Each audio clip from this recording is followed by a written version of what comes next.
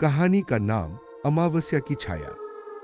अमावस्या की रात उतरते ही गांव का आसमान बदल जाता था। चांद की रोशनी न होने से अंधेरा जैसे हर चीज को निगल लेता। हवा भारी हो जाती, पेड़ों के पत्ते भी अजीब खामोशी में जमे रहते। गांव की आखिरी सीमा पर खड़ी पुरानी हवेली उस रात और भी डरावनी लगती। दिन में जर्जर और वीरान दिखने वाली हवेली रात में जैसे जिंदा हो उठती, मानो वह सांस ले रही हो, देख रही हो किसी को। गांव का कोई भी इंसान उस हवेली के पास नहीं जाता था।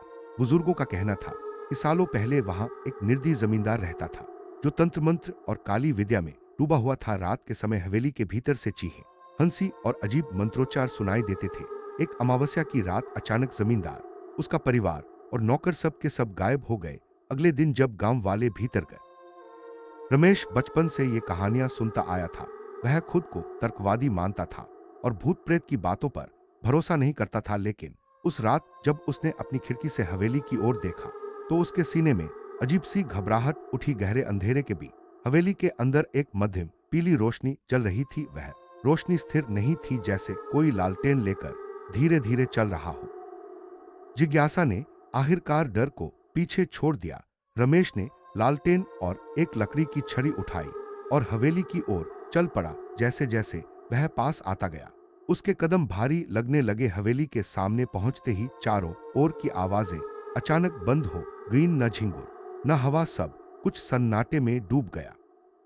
दरवाजे पर हाथ रखते ही ठंड की एक लहर उसके शरीर में उतर गई। बिना किसी आवाज के दरवाजा अपने आप खुल गया, मानो वही उसका इंतजार कर रहा हो। अंदर कदम रखते ही सड़ी लकड़ी और सीलन की बदबू से उसका दम घुटने लगा। दीवारों पर टंगी पुरानी तस्वीरें लालटेन की रोशनी में विकृत दिख रही थी। ऐसा लग रहा था जैसे तस्वीरों की आंखें उसे घूर रही हों। अचानक लालटेन की लौ कांपी और बुझ गई। घने अंधेरे में रमेश ने साफ महसूस किया कोई उसके बहुत पास खड़ा है। ठंडी सांस उसके कान के पास लगी। रमेश! आवाज सूखी और बेजान थी, जैसे बरसों से किसी ने बोलने की कोशिश न की हो। वह झट से पलटा, वहां कोई नहीं था। तभी दीवार पर धीरे धीरे एक साया उभर आया। वह इंसान जैसा था, लेकिन उसका शरीर टेढ़ा मेढ़ा था और उसके पैर जमीन को छू नहीं रहे थे। जहां चेहरा होना चाहिए था, वहां सिर्फ गहरा काला शून्य था। साया एक कदम आगे बढ़ा और कमरे का तापमान और गिर गया। रमेश का शरीर जकड़ गया। वह चीखना चाहता था, मगर गला साथ नहीं दे रहा था। दीवारों से रोने, फुसफुसाने और पागल सी हंसी की आवाजें आने लगी। उसकी आंखों के सामने अमावस्या की वही रात घूम गई। जमींदार और उसका परिवार खून से लथपथ फर्श पर पड़े थे और उनके चारों ओर अदृश्य सत्ताएं घूम रही थी।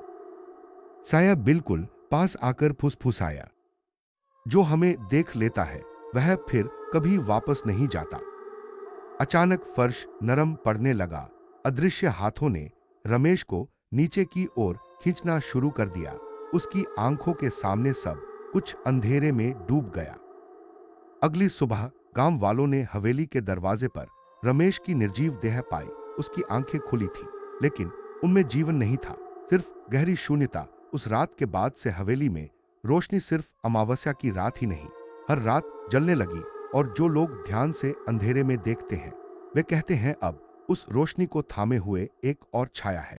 रमेश की मौत के बाद गांव में डर जैसे स्थायी मेहमान बन गया। दिन के उजाले में भी लोग हवेली की तरफ देखने से बचते थे। बच्चे बाहर निकलना बंद कर दिया और सूरज ढलते ही हर घर के दरवाजे बंद हो जाते। लेकिन सबसे अजीब बात यह थी कि रमेश की चिता जलाने के बाद भी उसकी परछाई गांव में देखी जाने लगी। कुछ लोग कहते थे रात के सन्नाटे में कुएं के पास किसी को खड़ा देखा गया, बिल्कुल रमेश की तरह, वही कद, वही चाल, लेकिन चेहरा धुंधला, आंखें खाली। जो भी उसे आवाज देता वह धीरे धीरे हवेली की ओर बढ़ जाता और अंधेरे में गायब हो जाता। एक हफ्ते बाद गांव में एक अजनबी आया। उसका नाम था शेखर, एक इतिहासकार जो पुरानी हवेलियों और रहस्यमयी घटनाओं पर शोध करता था। उसने रमेश की मौत और हवेली की कहानी सुनी और वहीं रुकने का फैसला किया। बुजुर्गों ने उसे बहुत रोका, लेकिन शेखर हंसकर बोला, डर कहानियों से पैदा होता है, सच से नहीं।